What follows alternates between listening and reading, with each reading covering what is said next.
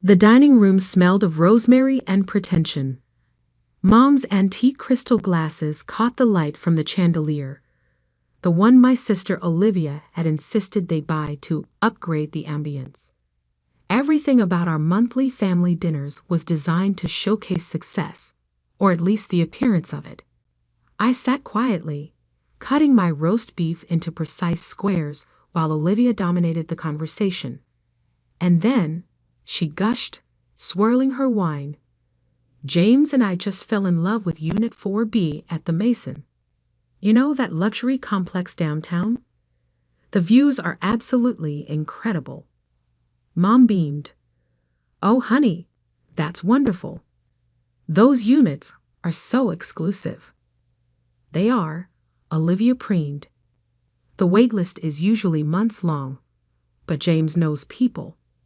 She turned to me, her smile sharp as a paper cut. What about you, Sarah? Still in that little rental on Oak Street? I took a small sip of water. Yes, still there. Oh, her tone dripped with fake sympathy. Well, I suppose not everyone can afford to live somewhere nice. The Mason has such strict income requirements. She laughed, the sound like wind chimes made of ice. Poor thing, still paying rent at your age. Dad cleared his throat uncomfortably. Mom suddenly became very interested in her napkin, but Olivia wasn't done. You know, if you'd focused more on your career instead of all those investment courses you were always taking, maybe you could afford something better by now. I placed my fork down carefully. 10 years of calculated silence, of letting them believe what they wanted to believe, had led to this moment. I pulled out my phone, scrolling through my contacts with deliberate slowness. Actually, Olivia, speaking of the Mason. I hit dial and put the phone on speaker. The room filled with soft ringing. Hello, Ms. Anderson. How can I help you? Ms. Wilson's crisp professional voice carried clearly across the dinner table. Hi, Ms. Wilson. This is Sarah Anderson, the owner. I need you to prepare a notice for Unit 4B. Their lease won't be renewed next month. The silence that followed was absolute. Olivia's wine glass froze halfway to her lips. Mom's fork clattered against her plate. Of course, Ms. Anderson. I'll prepare the paperwork right away. Would you like me to deliver it personally, or send it through mail? Personal delivery, please. Tomorrow morning would be perfect. Consider it done. Anything else? No, that's all. Thank you, Ms. Wilson. I ended the call and returned to my roast beef, taking another small, careful bite. The meat had gone cold, but I barely noticed. I was too busy watching the color drain from Olivia's face as realization dawned.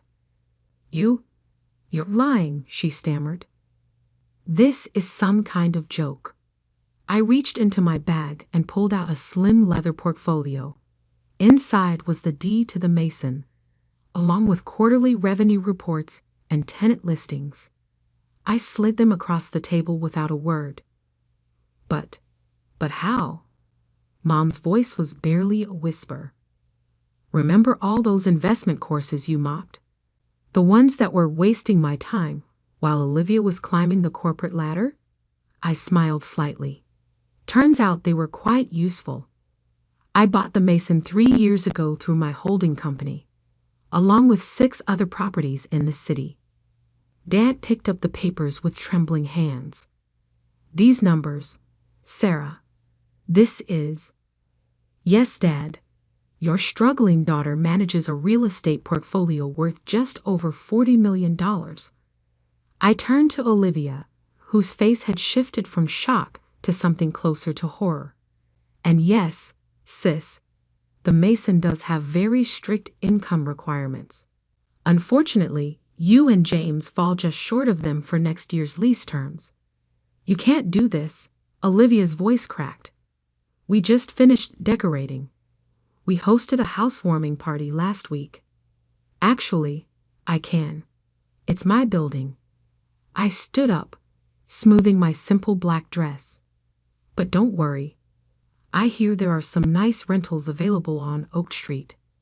Mom found her voice. Sarah, be reasonable. Your sister didn't mean.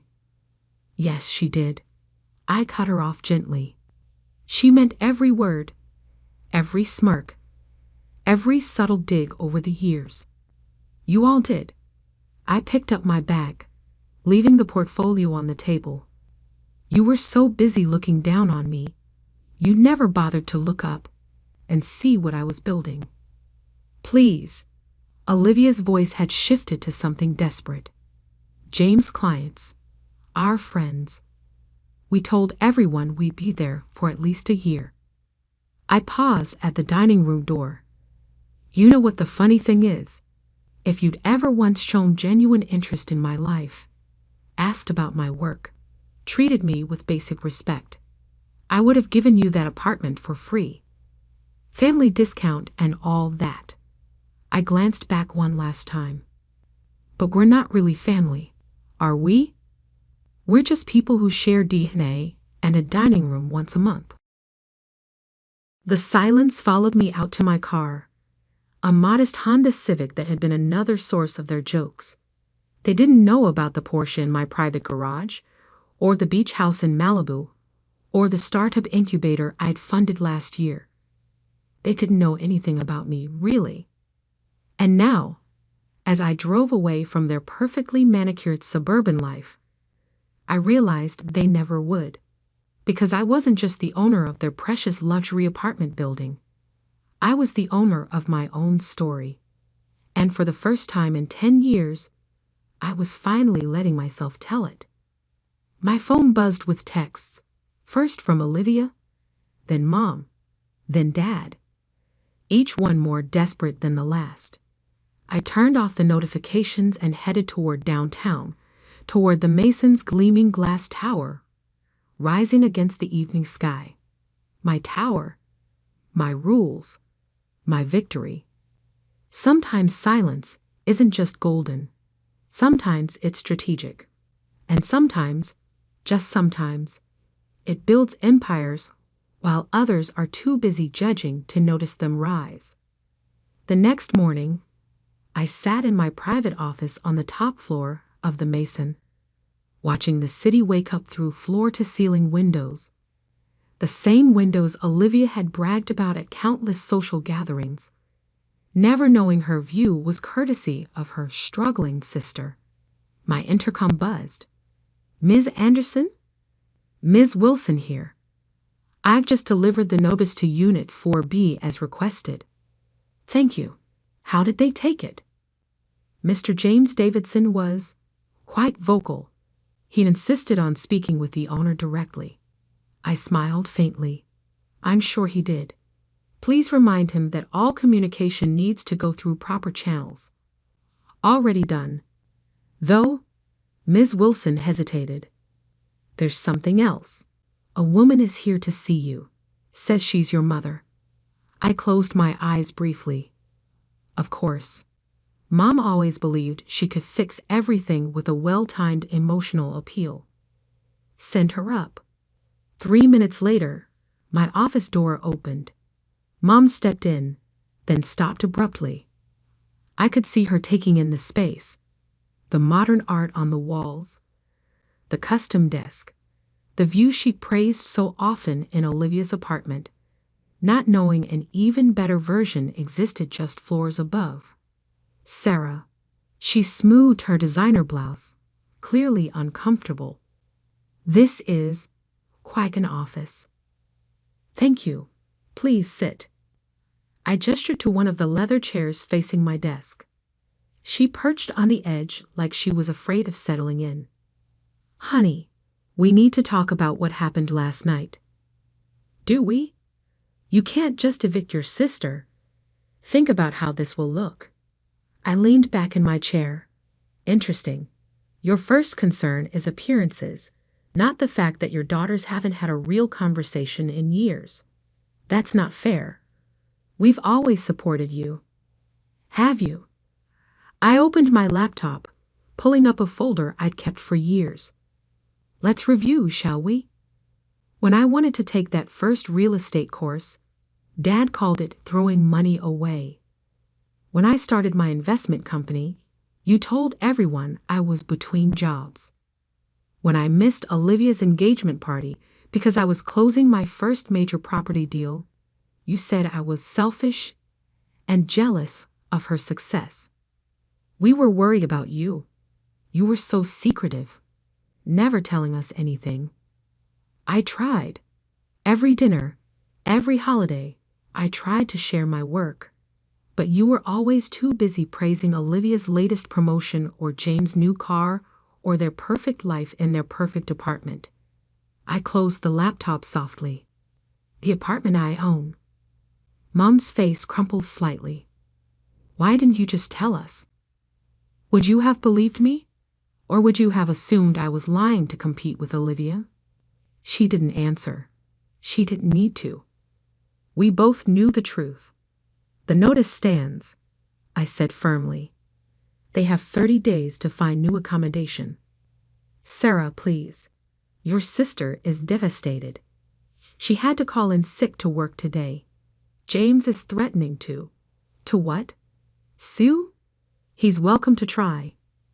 Every lease agreement is ironclad, and I have documentation of 3 noise complaints against their unit in the past month alone. Mom's eyes widened. You've been monitoring them? I monitor all my properties. It's called being a responsible owner. I stood up, signaling the end of the conversation. Now, if you'll excuse me, I have a meeting with my development team about our new project in Seattle. Seattle? She looked lost. You're expanding there too? Among other places.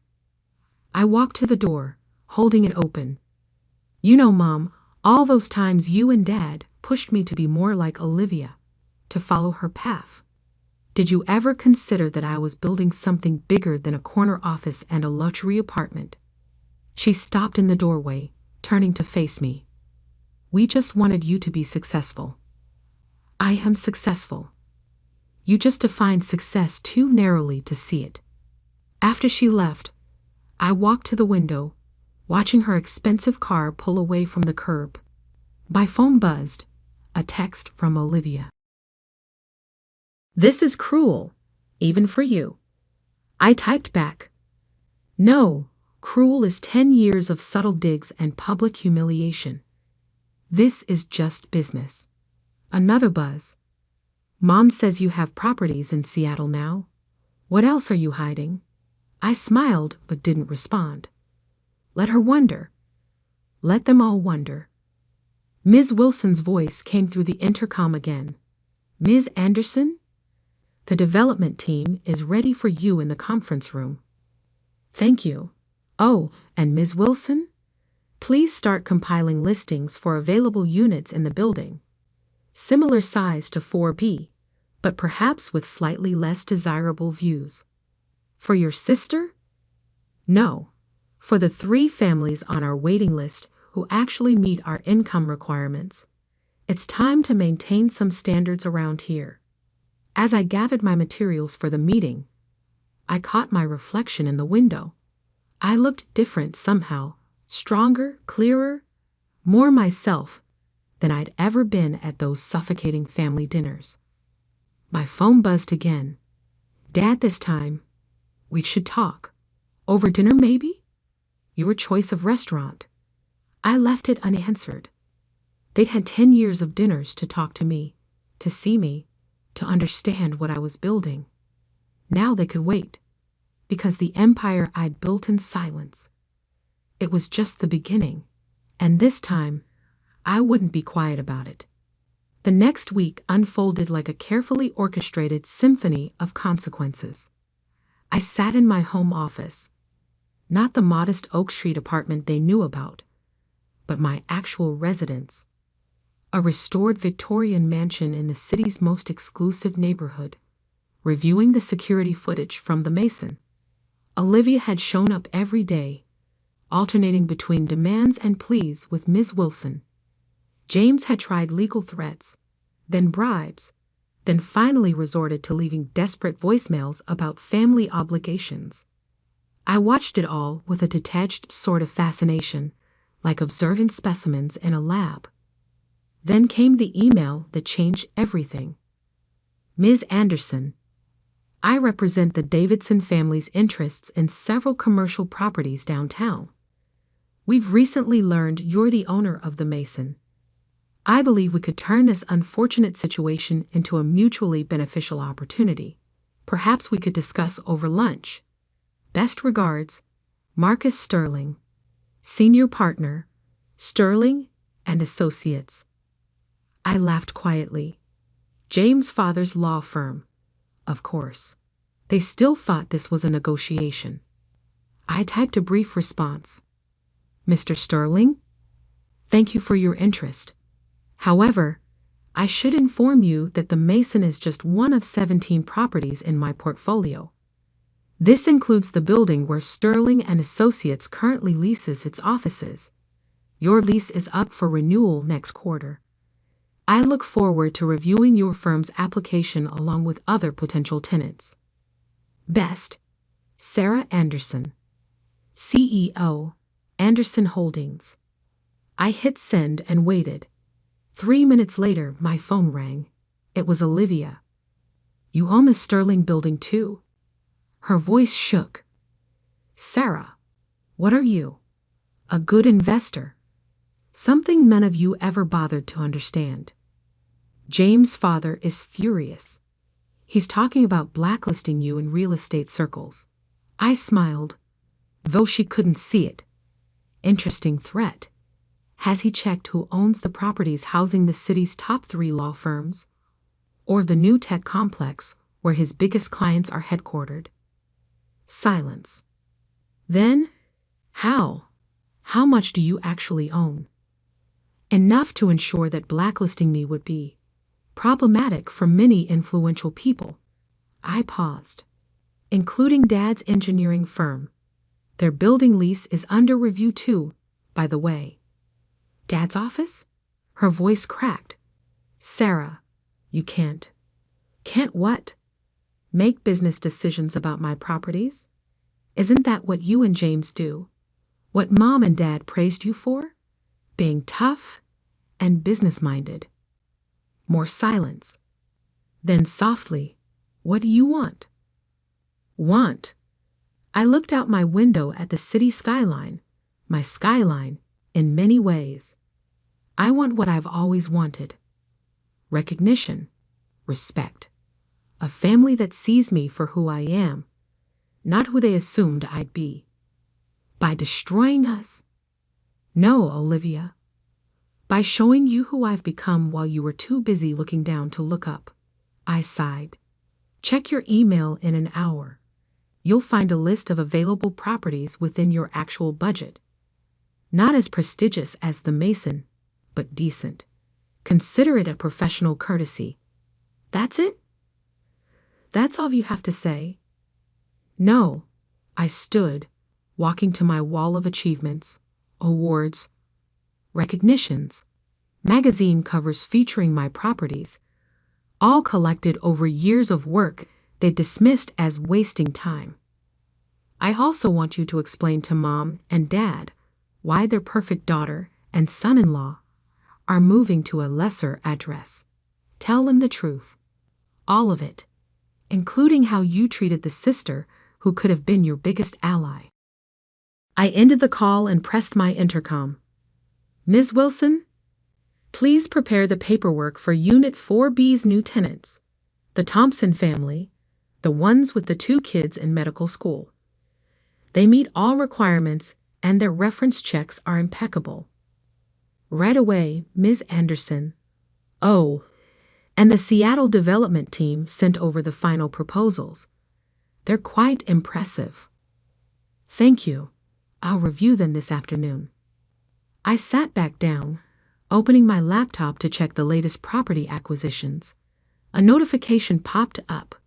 Another email from Mom. Sarah, your father and I have been doing some research. The properties, the investments, the scale of what you've built. We had no idea. No idea at all. We failed you. Not in the way we thought. Worrying you weren't successful enough, but by not seeing how extraordinary you actually are. If you're willing, we'd like to learn about your work, your companies, everything we should have asked about years ago, not to benefit from it, but to understand our daughter. Love. Mom. I read it twice, then pulled up my calendar. After a moment's consideration, I blocked off next Thursday evening and typed, "Dinner at 7. My office. Come ready to listen. Sarah." Then I turned back to my work, to the empire I'd built in silence, to the future I was still creating. Because success isn't just about proving others wrong, it's about proving yourself right. And sometimes the quietest builder creates the tallest towers. Mom's response came quickly. "We'll be there. And Sarah, we're proud of you." We should have said that years ago. I didn't reply. They'd need to prove it with more than words this time. But as I looked out at my city, at the buildings bearing my invisible fingerprints, I felt something shift. Not forgiveness, not yet, but perhaps the foundation of something new. Sometimes the best revenge isn't serving it cold, it's serving it with a side of enlightenment. And as the sun set over my skyline, I smiled, knowing that tomorrow would bring another day of building, growing, and rising. Not in silence anymore, but in the clear, bright light of truth. Because I wasn't just Sarah Anderson, the overlooked sister. I was Sarah Anderson, CEO, property mogul, empire builder. And finally, everyone knew it.